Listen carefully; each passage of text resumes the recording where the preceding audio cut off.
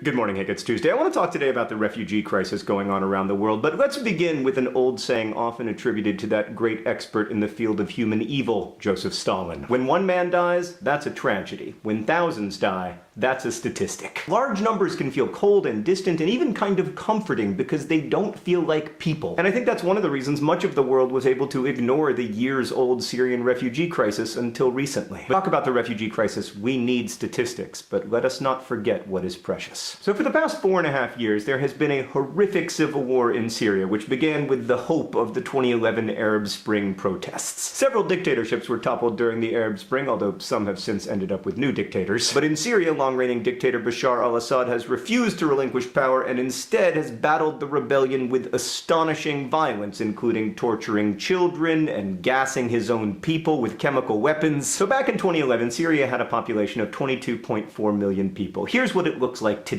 More than 250,000 people have been killed. About 10.6 million Syrians, less than half the population, still live in their homes. 7.6 million people have been forced to flee within Syria, either moving to refugee camps or to areas that are for the moment safer. And another 4 million Syrians have left the country entirely. Of those people, about 1.6 million currently live in Turkey. There are about 1 million each in Lebanon and Jordan, and there are a few 100,000 more in Iraq and Egypt. 95% of Syrian refugees live in those countries, and they have been stretched incredibly thin by this refugee crisis. Jordan's population is now 25% refugees. You've probably seen the huge sprawling camps in Jordan and Lebanon for refugees. And everything is completely underfunded because the UN's refugee agency doesn't have nearly enough money to deal with this number of refugees. And in Turkey, most refugees live in a kind of legal limbo outside of camps because Turkey doesn't expel them, but they also aren't allowed to work. So even though many Syrians have good educations and labor skills, they can't make a living, and so in search of lasting refuge, thousands have turned to Europe. And they pay smugglers thousands of euros to get them via boat from Turkey, Morocco, or Egypt to Malta, southern Italy, or Greece's southern islands. That leads us to a very important distinction between the words migrant and refugee. This has often been called a migrant crisis, but it really isn't, because migrants choose to leave their homes in search of better education or employment opportunities. Refugees, to again quote the UNHCR, are persons fleeing armed conflict or persecution. These are people for whom the denial of asylum has potentially deadly consequences. And ever since the 1951 Refugee Commission, refugees have had certain rights under international law. If a migrant arrives illegally in the European Union, they can be turned around and in most countries sent home fairly quickly. But a refugee, and most of the people arriving in Europe right now are refugees, they have certain rights under international law that all of Europe and basically all of the world has agreed to for the last 65 years.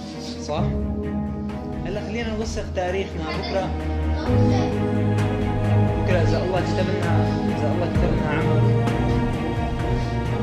يعني قدرتوا أولادكم وهيك كان يصير معنا بالمدرسة وإلى آخره.